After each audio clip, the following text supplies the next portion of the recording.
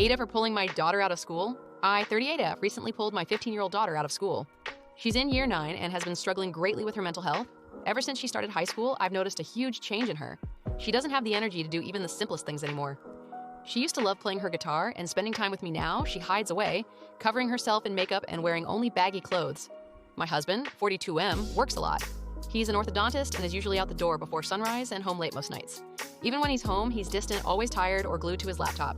He believes school is the most important thing for a child and refuses to see that our daughter's mental health is falling apart. Whenever I try to talk to him about her, he brushes it off, saying she's just being dramatic, or that every teenager goes through this. Last year, at the beginning of the school year, I sat down with my daughter and finally got her to open up. It took hours of gentle talking, but she eventually broke down. She told me how overwhelming and draining school had become, how she'd been bullied and shoved around by her so-called friends. She said she eats lunch in the bathroom and sits alone during class.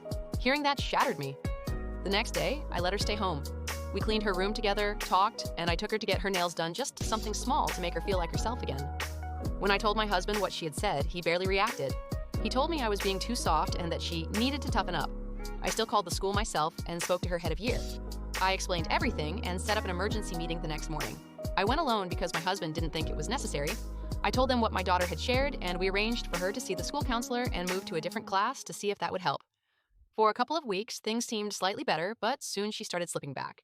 She came home from school every day, went straight to her room, and fell asleep. I'd bring her dinner and quietly clean her room while she rested. My husband hardly noticed or pretended not to.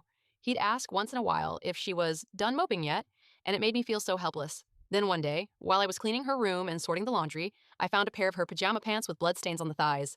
My heart dropped. I called my husband in a panic, but he just sighed and said, "It's probably nothing." I couldn't ignore it. I left immediately, went to her school, signed her out, and brought her home. When I confronted her, I was shaking. She started crying and wouldn't speak at first. I felt sick, heartbroken, terrified. My husband didn't say much. He just stood there, silent, like it was all an inconvenience. That was the moment I decided I couldn't let her go back. Her safety and mental health mattered more than anything else, even if my husband refused to see it. I pulled her out of school, signing her up for online classes whilst I figured everything out. It's been a few days, and she seems better than before. She ate dinner with me last night, and I feel like that's a big improvement. My husband is more distant than ever. He hasn't said anything to my daughter and doesn't even look at me. I've tried to talk to him. He just brushes me off like I'm an inconvenience. Eta, how am I supposed to keep my daughter okay without ruining my marriage? Any advice would be appreciated.